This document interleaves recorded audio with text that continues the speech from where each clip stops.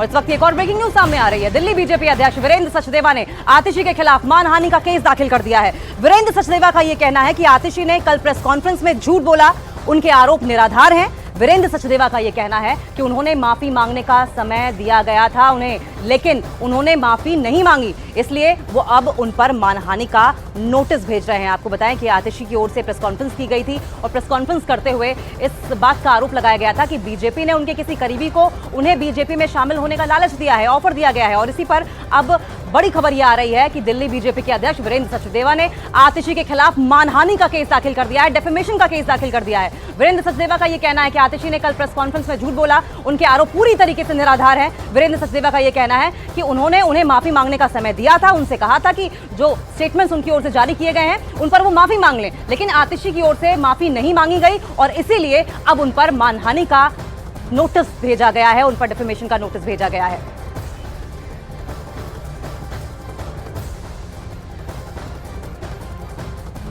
तो आतिशी के खिलाफ मानहानि का नोटिस, लगातार ये मामला तूल पकड़ता जा रहा है जब से आतिशी की ओर से प्रेस कॉन्फ्रेंस करके इस बात के आरोप लगाए गए हैं कि बीजेपी ने उन्हें बीजेपी में शामिल होने का ऑफर दिया है और उनके किसी करीबी को कांटेक्ट किया गया। इसी बात को लेकर अब पूरा ये घमासान मचा हुआ है। भारतीय जनता पार्टी ने मेरे बहुत व्यक्तिगत करीबी व्यक्ति के माध्यम से मुझे भारतीय जनता पार्टी ज्वाइन करने के लिए अप्रोच किया। मुझे ये कहा गया कि या तो मैं भारतीय जनता पार्टी ज्वाइन कर लूं, अपना पॉलिटिकल करियर बचा लूं, अपना पॉलिटिकल करियर बढ़ा लूं, और अगर भारतीय जनता पार्टी नहीं ज्वाइन करी तो आने वाले 1 महीने में ईडी द्वारा मुझे गिरफ्तार कर लिया जाएगा। इस वक्त हमारे साथ मौजूद हैं वीरेंद्र जी। सबसे पहले आप कल जिस तरीके से आतिशी ने ये कहा कि बीजेपी उनको अप्रोच कर रही है और आप लोगों ने कहा था लीगल एक्शन लेंगे, आज क्या लीगल एक्शन लिया गया? देखिए, आतिशी को अप्रोच करने की हमें ज़रूरत नहीं है। पूरी तरह से मनगढ़ंत, झूठा और बेबुनियाद आरोप था और हमने कल ही कहा था कि आतिशी मार लेना, आप झूठ बोल रही हैं, आप माफ़ी मांगिए अन्यथा हम कानूनी कार्रवाई करेंगे।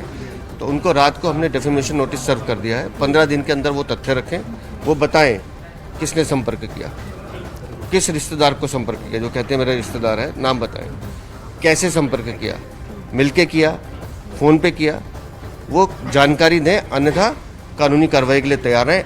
आतिशी मार लेना, झूठ बोलेंगे और भाग जाएंगी, इस बार ऐसा नहीं होने देंगे। सर, एक के बाद एक आम आदमी पार्टी के लीडर्स आज प्रेस कॉन्फ्रेंस कर रहे हैं और बोल रहे हैं कि 12 दिन में 4.5 किलो वजन कम हो गया है, शुगर के वो पेशेंट हैं, उनकी हालात ख़राब हो रही है, उनको अगर कुछ हो जाता है तो देश माफ़ नहीं करेगा। देखिए, दिल्ली सरकार का जो जेल विभाग है वो दिल्ली सरकार के अंदर ही आता है, तो सरकार तो इनकी है, उनको चाहिए कि अपने अधिकारियों से भी कहें कि उनका ध्यान रखें।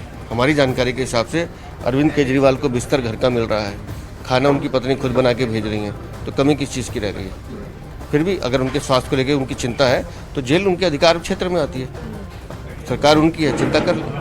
चलिए, ये थे हमारे साथ वीरेंद्र सचदेवा जो कह रहे हैं कि जेल, तिहाड़ जेल की जब बात करें तो वो दिल्ली सरकार के अंडर ही आती है, ऐसे में उनकी जिम्मेदारी बनती है कि वो ज़्यादा ख्याल सीएम का रखें। कैमरा पर्सन प्रणय के साथ प्रियंका कांडपाल, न्यूज़ 18 इंडिया। और नमस्कार, आप देख रहे हैं न्यूज़ 18 इंडिया, मैं हूं आपके साथ सपना शुक्ला। नमस्कार, आपके साथ मैं हूं पूजा और इस वक्त की सबसे बड़ी खबर आपको बता दें, दिल्ली बीजेपी अध्यक्ष वीरेंद्र सचदेवा ने आतिशी के खिलाफ मानहानि का केस दाखिल कर दिया है। वीरेंद्र सचदेवा ये कह रहे हैं कि आतिशी ने कल प्रेस कॉन्फ्रेंस की और उसमें झूठ बोला, उनके ऊपर निराधार आरोप लगाए गए थे। वीरेंद्र सचदेवा ने यह भी कहा कि उन्होंने माफी मांगने का समय दिया था, लेकिन माफी नहीं मांगी गई और इसलिए अब वो उन पर मानहानि का नोटिस भेज रहे हैं। दरअसल कल आतिशी की ओर से एक प्रेस कॉन्फ्रेंस की गई जिसमें ये आरोप लगाए गए आतिशी की ओर से कि भारतीय जनता पार्टी की ओर से उनको फोन किया गया और ये ऑफर दिया गया कि या तो वो भारतीय जनता पार्टी ज्वाइन कर ले, वरना आने वाले कुछ महीनों में वो भी ईडी की हिरासत में होंगे। और इसी पर वीरेंद्र सचदेवा ने ये मानहानि का नोटिस भेज दिया है। हम कानूनी कार्रवाई करेंगे, तो उनको रात को हमने डेफेमेशन नोटिस सर्व कर दिया है। 15 दिन के अंदर वो तथ्य रखें, वो बताएं किसने संपर्क किया, किस रिश्तेदार को संपर्क किया, जो कहते हैं मेरा रिश्तेदार है, नाम बताएं, कैसे संपर्क किया, मिलके किया, फ़ोन पे किया, वो जानकारी दें, अन्यथा कानूनी कार्रवाई के लिए तैयार हैं। आतिशी मार लेना, झूठ बोलेंगी और भाग जाएंगी। इस बार ऐसा नहीं होने देंगे। भारतीय जनता पार्टी ने मेरे एक बहुत व्यक्तिगत करीबी व्यक्ति के माध्यम से मुझे भारतीय जनता पार्टी ज्वाइन करने के लिए अप्रोच किया। मुझे ये कहा गया कि या तो मैं भारतीय जनता पार्टी ज्वाइन कर लूं, अपना पॉलिटिकल करियर बचा लूं, अपना पॉलिटिकल करियर बढ़ा लूं, और अगर भारतीय जनता पार्टी नहीं ज्वाइन करी तो आने वाले 1 महीने में ईडी द्वारा मुझे गिरफ्तार कर लिया जाएगा। और इसी खबर पर और ज्यादा जानकारी के साथ दिल्ली से हमारे सहयोगी मानव यादव जुड़ रहे हैं, सीधे उनका रुख करेंगे। मानव, आतिशी के खिलाफ मानहानि का नोटिस, और क्या डिटेल्स है इस नोटिस को लेकर, कैसे उनकी मुश्किलें ये बढ़ा सकता है? देखिए, आपको याद होगा ये सिर्फ पहला नोटिस जरूर है डिफेमेशन का, लेकिन उससे पहले हमने देखा था कि आम आदमी पार्टी की तरफ से कई बार इस तरीके के आरोप लगाए गए हैं चुनाव के दरमियान भी कि बीजेपी की तरफ से लोटस ऑपरेशन चलाया जाता है, ऑपरेशन लोटस चलाया जाता है और उसके तहत उनके लोगों को तोड़ने की कोशिश रहती है। तो एक बार फिर से आम आदमी पार्टी ने वैसे आरोप लगाए तो बीजेपी की तरफ से ये कहा गया कि आप बाकायदा मीडिया में आके नाम क्यों नहीं बताते हैं। अगर आपको कोई संपर्क करने की कोशिश कर रहा है, अगर आपको कोई ऑफर दे रहा है, तो आप बाकायदा नाम मीडिया में रखिए। और इसके लिए बाकायदा एक समय सीमा भी, डेडलाइन भी तय की गई थी। बीजेपी की तरफ से कहा गया था अगर आप तय समय सीमा के भीतर अपने जो आपने एक्सपोज किया है, जो आपने खुलासा किया, उसको लेकर नाम अगर नहीं बताते हैं तो हम आपके खिलाफ मानहानि का नोटिस भेजेंगे। और वही नोटिस अब यहाँ पर भेजा गया है। तो थोड़ी मुश्किलें जरूर बढ़ेंगी, लेकिन कानूनी प्रक्रिया है, दोनों ही पार्टियों पर अपने अपने उनके लीगल सेल्स भी हैं। तो एक लड़ाई, दूसरी लड़ाई भी शुरू हो गई है। पहले से तमाम खींचतान आम आदमी पार्टी और उनके बीच में चल रही हैं। तो देखना होगा कि अब इसका जवाब आम आदमी पार्टी कैसे देती है, क्योंकि उनको सामने एक सवाल तो जरूर खड़ा हुआ है कि आप नाम क्यों नहीं बता रहे हैं अगर आपको कोई ऑफर दे रहा है तो।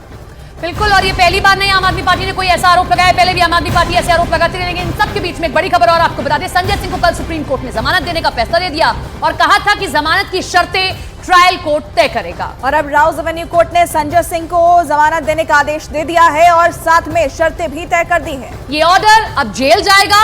दूसरी तरफ संजय सिंह को आज ILBS अस्पताल से डिस्चार्ज होना है और डिस्चार्ज होने के बाद वो तिहाड़ जेल जाएंगे। जेल को आदेश मिलने पर संजय सिंह को रिहा किया जाएगा। तो देखिए, जब भी कभी रिहाई मिलती है तो ऐसा ही होता है कि कोर्ट कुछ शर्तें तय कर देता है, यानी कि उन शर्तों को आपको मानना होगा, उसके बाद रिहाई होगी। जैसे कि आपको अपना पासपोर्ट जमा कराना होगा। संजय सिंह को अपना पासपोर्ट जमा करा देना, यानी कि विदेश का दौरा वो नहीं कर सकते, क्योंकि सिर्फ और सिर्फ अभी बेल मिली है। ये मामला चलता रहेगा। लेकिन संजय सिंह के लिए ये एक बड़ी राहत है, जो 6 महीने से जेल के अंदर थे, लेकिन अब उन्हें जमानत मिल गई है। उनकी